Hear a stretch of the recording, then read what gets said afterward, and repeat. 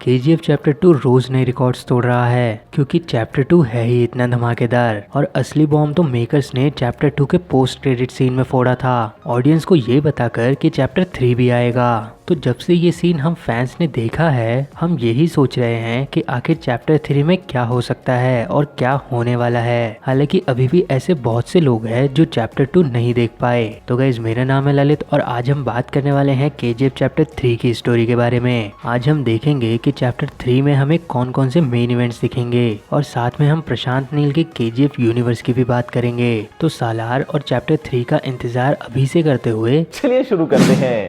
तो वीडियो शुरू करने से पहले मैं आपको बता दूं कि इस वीडियो में हम जो भी बोलेंगे वो फैन थ्योरी है और इन बातों को हमने चैप्टर 2 के इवेंट से जोड़कर बनाया है। तो देखो भाई, जैसे कि हमें पता है कि केजीएफ चैप्टर 2 की एंडिंग के टाइम पर जब हमें ये पता चला था कि चैप्टर 3 भी आने वाला है और उस टाइम पे यूएस के ऑफिशियल्स कहते हैं कि रॉकी ने यूएस में भी बहुत से क्राइम करे हैं और इस चीज से ये साफ है कि चैप्टर 3 में हमें रॉकी के इंटरनेशनल क्राइम्स दिखेंगे। तो सबसे पहले हम बात कर लेते हैं कि रॉकी जिंदा है या नहीं। तो इसका जवाब हम अपनी पहले की वीडियो में दे चुके हैं। रॉकी अपना सारा सोना ले जाकर इंडियन ओशंस में मरने वालों में से नहीं है और जिस हिसाब से केजीएफ चैप्टर 2 में हमें सस्पेंस को दिखाया गया है उस हिसाब से ये क्लियर है कि रॉकी की डेथ जो हमें दिखाई गई है वो फेक है। तो रॉकी अभी जिंदा है और वो सारा सोना रॉकी के साथ सेफ है, क्योंकि इस सीन के टाइम पर कहा जा रहा था कि वो सोना 2000 फीट ओशंस में है जिसे बाहर निकालना नामुमकिन है। तो इसके पीछे जरूर रॉकी की कोई चाल होगी। अब क्योंकि रॉकी जिंदा है तो चैप्टर 3 में हमें दिखेगा इनायत खलील का सीन।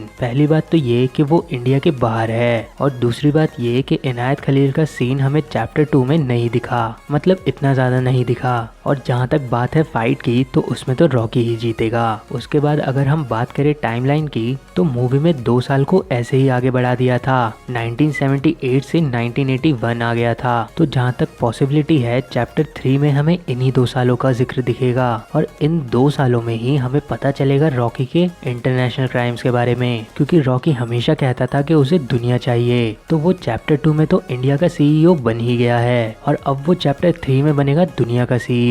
और अगर रॉकी इंडिया के बाहर काम कर रहा है तो उसे चाहिए एक ऐसा बंदा जो कि लीडर की तरह काम करे, क्योंकि रॉकी तो किंग है और इस टाइम पे आता है सालार जिसका मतलब ही होता है लीडर। तो जैसे कि हमें पता है कि अधीरा ने जिस लड़के को मारा था उसे मरा हुआ नहीं दिखाया गया। तो ऐसी बहुत सी चीजें हैं जो कि हिंट दे रही हैं कि वो लड़का ही सालार होगा, यानी कि प्रभास बनेगा। हिंट नंबर 1, उस लड़के को मरते हुए नहीं दिखाया गया और जब उसकी माँ उसे देख रही थी तब भी उसकी शक्ल को छुपाया रखा। हिंट नंबर 2, उस लड़के को बिना वजह इतनी फुटेज मूवी में तो नहीं देंगे। हिंट नंबर 3, रॉकी जो बंदूक इनायत खलील से लेकर आया था वही बंदूक सालार के हाथ में भी है पोस्टर्स में। हिंट नंबर 4, उस लड़की की माँ का रोल जो एक्ट्रेस प्ले कर रही है वो ही सालार मूवी में सालार की माँ का रोल भी प्ले कर रही हैं। हिंट नंबर 5, प्रशांत नील जो कि केजीएफ और सालार के डायरेक्टर हैं, उन्होंने एक इंटरव्यू में कहा था कि सालार केजीएफ यूनिवर्स की ही मूवी है। तो इतने सारे हिंट से ये क्लियर हो रहा है कि सालार वो लड़का ही होगा।